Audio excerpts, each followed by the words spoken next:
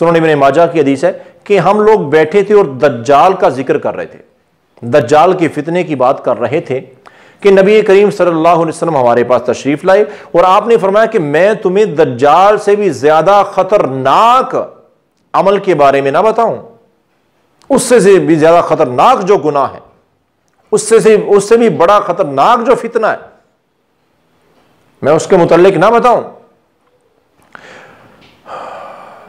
تو پھر آپ نے کیا فرمایا؟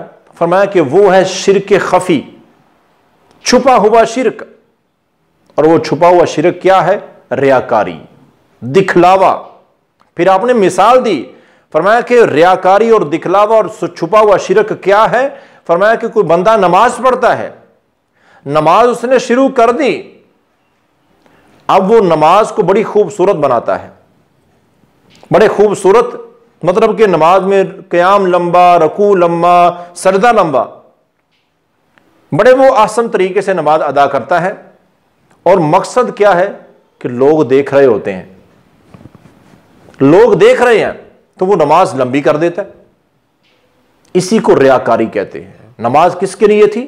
صرف اللہ کے لیے، اور یہ بندوں کو دکھانے کے لیے پڑھ رہا ہے، بندوں کو دکھانے کے لیے خوبصورت نماز بنا رہا ہے کہ لوگ کہیں کہ بڑی اچھی نماز پڑھتا ہے، بڑی کمال کے سجدے ہیں اس کے، کتنا لمبا رکوع ہے اس کا، کتنا زیادہ قرآن پڑھتا ہے نماز میں. فرمایا کہ یہ ہے شرک خفی، اور یہ دجال کے فتنے سے بھی بڑا فتنہ ہے. اس لیے میرے بھائیو، عشرہ ذو الحجہ میں نیک اعمال کرو لیکن ریاکاری نہیں ہونی چاہیے. روزہ رکھو تو کسی کو بتاؤ نہیں، صدقہ کرو تو لوگوں کو دکھاؤ نہیں، نیک اعمال کوئی بھی کرو تو لوگوں سے چھپا کے، کیونکہ نبی کریم صلی اللہ علیہ وسلم کا واضح فرمان ہے. یہاں تو آپ نے شرک خفی فرمایا نا، اور مسند احمد میں جو حدیث ہے آپ نے کیا فرمایا کہ من صلی یرائی فقد اشرک، جس نے لوگوں کو دکھانے کے لیے نماز پڑھی اس نے شرک کیا. ومن صام یرائی فقد اشرک، اور جس نے لوگوں کو دکھانے کے لیے، سنانے کے لیے روزہ رکھا اس نے بھی شرک کیا. ومن تصدق یرائی فقد اشرک، اور جس نے لوگوں کو دکھانے کے لیے صدقہ کیا کہ لوگ کہیں بڑا سخی ہے، تو فرمایا اس بندے نے بھی شرک کیا ہے.